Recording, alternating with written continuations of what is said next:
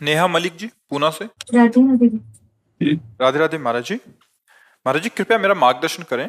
गुरुजी, अगर अज्ञान या ज्ञान से कोई भूल या पाप हो गया हो तो अगर अपनी उन्हीं गलतियों को न दोहरा के धर्म पूर्वक चल के और श्रद्धा भावना से नाम जप करके हमारी भूल को प्रभु माफ कर देते हैं क्या? हाँ, मिटा देंगे। ये बस मेन मेन जो आपका शब्द है उस पर पॉइंट बनता है कि पुनरावृत्ति ना होने पाए। जो आपका शब्द, ये बहुत खास बात है कि हमसे गलती हो गई जाने अनजाने में। जाने में होती है, उसमें हम जान रहे हैं कि पाप है, लेकिन या सुख बुद्धि हो गई है या दुख निवृत्ति हो की भावना है। दोनों बातें समझना। हमसे कोई पाप बनता है या तो बहुत सुख बुद्धि होती है तो पाप है पर सुख भोगने को मिलेगा, और एक दुख निवृत्ति होती है कि पाप है पर इसको हटाना पड़ेगा, इसको मिटाना पड़ेगा। ऐसा करना पाप है, लेकिन दुख निवृत्ति के लिए या सुख पूर्ति के लिए, दो भावों से पाप होते हैं। अब अगर दुख निवृत्ति के लिए हमने किया है तो वो पाप हमें भयानक दुख देगा आकर के। जैसे दुख निवृत्ति के भाव में गर्भस्थ शिशु है, डॉक्टर ने कहा इसके माइंड में कमी है, ये जो बच्चा गर्भ में तुम्हारा ये अमुक अंग इसका हीन है, तो दुख निवृत्ति के बच्चा ऐसा पैदा होगा पूरे जीवन सेवा करनी पड़ेगी। ऐसा है कई तरह की दुख निवृत्ति के लिए, जैसे गर्भस्थ शिशु के लिए ऐसे बाहरी कई बातें हैं। दुख निवृत्ति के लिए किसी जीव की हत्या कर देना, ये हमारे घर में रहेगा तो ऐसा ठीक नहीं, उसे मार देना। किसी भी जीव को, जैसे किसी भी जीव को मारने का अधिकार नहीं, जैसे भूमि पे आपके रहने का अधिकार, इसे हर जीव का अधिकार है। कई तरह की ऐसी दुख निवृत्ति के लिए कुछ पाप होते हैं और कुछ सुख प्रवृत्ति के लिए, कि जैसे ये काम नहीं करना चाहिए पर सुख की भावना इतनी प्रबल हो गई कि वो पाप बन गए। तो पाप दो प्रकार से होते हैं, एक दुख की निवृत्ति की भावना से, एक सुख प्राप्ति की। बहुत बड़े बड़े पाप हो जाते हैं।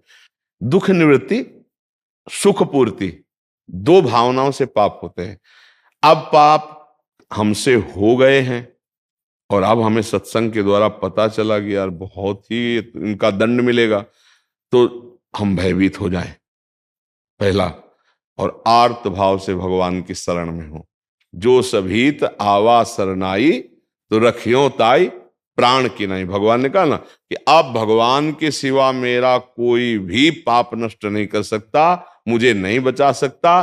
तो अपिचेत्सु दुराचारो भजते माम अनन्य भाग साधुरिव समंतव्या सम्यक व्यवसिता। ऐसा भगवान कहते पहले बहुत दुराचारी सांगो पांग पाप करने वाला रहा है, लेकिन अब उसको पता चल गया कि एक भगवान के सिवा मुझे कोई क्षमा नहीं कर सकता, और मेरी शरण में आ गया तो फिर मैं उसे साधु बना देता हूं।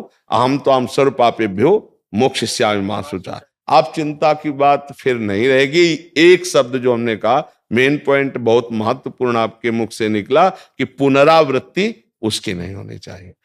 तो सब पापों का प्रायश्चित भगवान नाम के द्वारा हो जाता है। इसी को खूब श्रद्धा पूर्वक जपिए। जैसे कभी किसी ने कहा हमसे कि हमसे ये चूक हो गई, कि हमें नहीं करना चाहिए था, गर्भ हत्या हो गई, अब क्या करें? मेरा मन जलता है, आप सब ये कहे, पर हमें लगता है हमें प्रायश्चित करना चाहिए। तो जरूरी है अब, क्योंकि तुम्हारा मन प्रायश्चित से ही शांत होगा।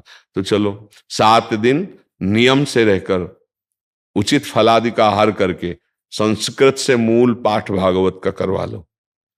जैसे धुंधकारी जैसा महापापी जो प्रेत बन गया था, वो भी भगवत पार्षद रूप रखकर भगवान के धाम को गया, तो तुम्हारे पाप का मोचन हो जाएगा। वैसे भगवान नाम में बहुत सामर्थ्य है। नाम संकीर्तनम यस्य सर्व पाप प्रणाशन। सर्व शब्द है ना, कोई भी पाप ऐसा नहीं है जो नाम जप से नष्ट ना हो जाए। पर जो मेन बात है, पुनरावृत्ति नहीं। अगर नाम जप का बल लेकर फिर पुनरावृत्ति, तो नामापराध लग जाएगा, फिर वो नाम प्रभाव नहीं देगा। ध्यान रखना, कानून है, कानून भागवतिक कानून, नामापराध कि नाम के बल से पाप करना। अब ये नामापराध आपको पापों से मुक्त नहीं होने देगा, नाम जपने पर भी।